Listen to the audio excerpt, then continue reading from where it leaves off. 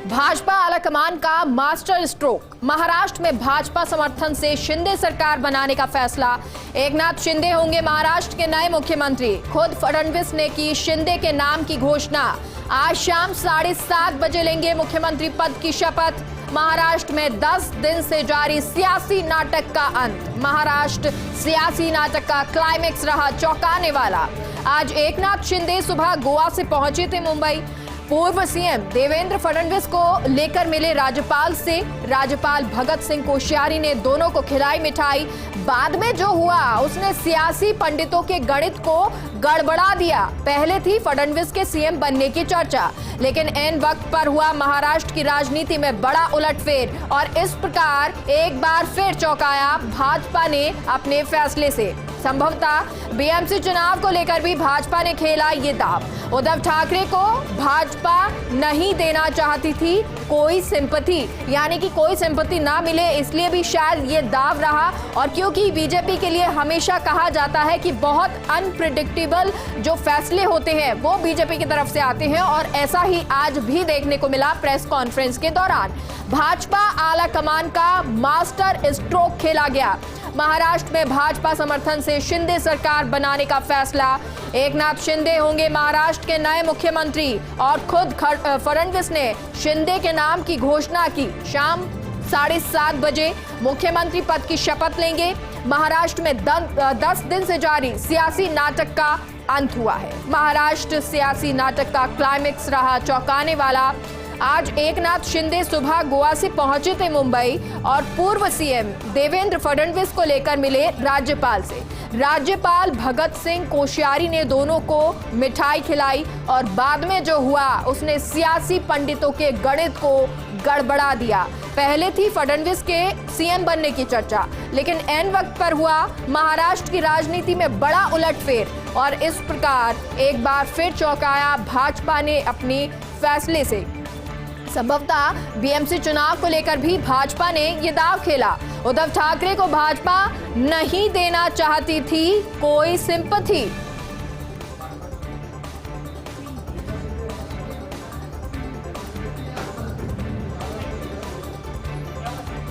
एकनाथ शिंदे होंगे महाराष्ट्र के नए मुख्यमंत्री। राज्यपाल से मुलाकात के बाद देवेंद्र फडणवीस ने किया ऐलान।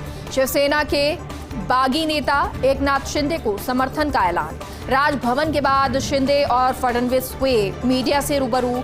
फडणवीस ने कहा भाजपा ने शिंदे को हिंदुत्व के लिए समर्थन दिया है। भाजपा सरकार में शामिल होगी, लेकिन फडणवीस इसका हिस्सा नहीं होंगे। जनता ने महाविकास अघाड़ी को बहुमत नहीं दिया था।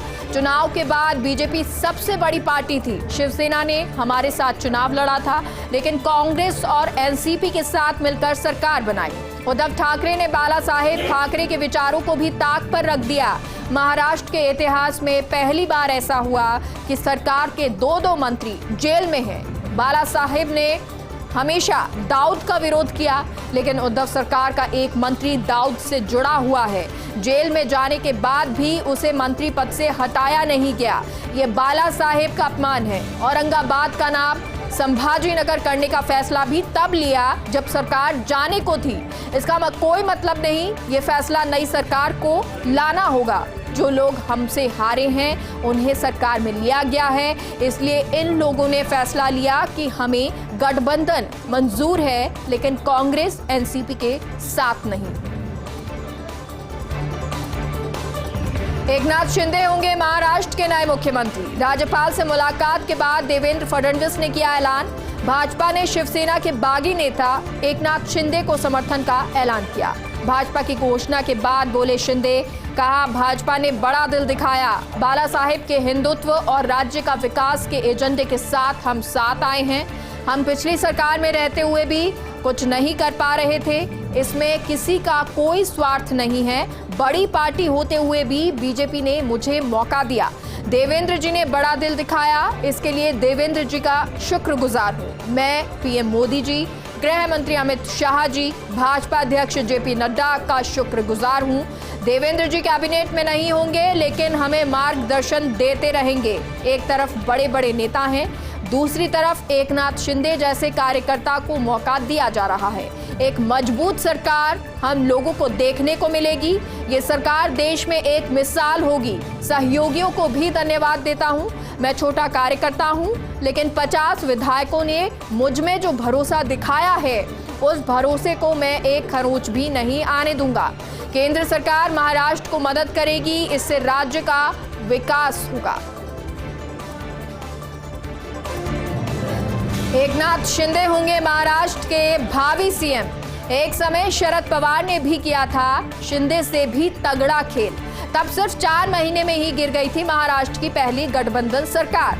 1978 में वसंत दादा पाटिल की सरकार गिराकर पवार बने थे सबसे कम उम्र के सीएम। चुनाव में रेड्डी कांग्रेस को 69 और इंदिरा कांग्रेस को मिली थी 62 सीटें। बहुमत नहीं मिलने के कारण रेड्डी और इंदिरा कांग्रेस ने मिलकर बनाई थी सरकार। दोनों कांग्रेस पार्टियों में अनबन जारी रही और बढ़ती रही दरार। और इसके बाद शरद पवार ने बना लिया था अपना अलग रास्ता और कांग्रेस के 40 विधायकों के साथ अलग गुट बन बागी हो गए थे पवार। पवार के इस फैसले के बाद अल्पमत में आ गई थी कांग्रेस सरकार और इस बीच सीएम वसंत दादा और डिप्टी सीएम नाशिक राव को देना पड़ा इस्तीफा।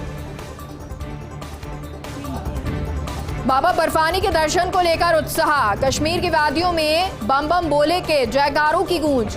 कोरोना के चलते 2 साल नहीं हुई थी अमरनाथ यात्रा और इसलिए यात्रा को लेकर बेताब थे बाबा बर्फानी के भक्त। आज पहला जत्था करेगा बाबा बर्फानी के दर्शन।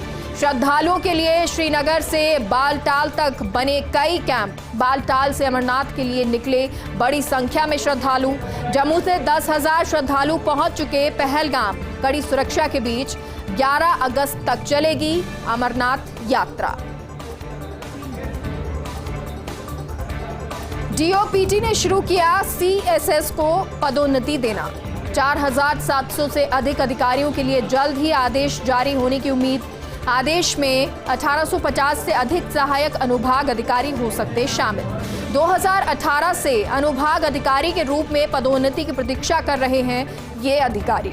1400 अनुभाग अधिकारियों को अवर सचिव के रूप में किया जा सकता पदोन्नत। साल 2015 से पदोन्नति की बाट जो हो रहे ये अनुभाग अधिकारी। वही 1150 अवर सचिव स्तर के अधिकारी जो 2013 से हैं प्रमोशन रोस्टर पर, उन्हें भी डेप्यूटी सेक्रेटरी के रूप में किया जा सकता पदोन्नत। इसके अलावा 350 डीएस स्तर के अधिकारियों को बनाया जा सकता निदेशक।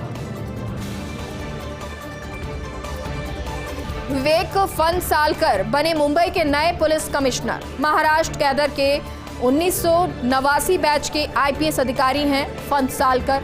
संजय पांडे का स्थान लिया आईपीएस विवेक फणसालकर ने। ठाणे के पुलिस आयुक्त भी रहे विवेक फणसालकर। महाराष्ट्र एटीएस के प्रमुख समेत अन्य प्रमुख पदों पर भी रहे। 2008 में ठाणे में सांप्रदायिक दंगों को समाप्त करने में अहम भूमिका निभाई थी।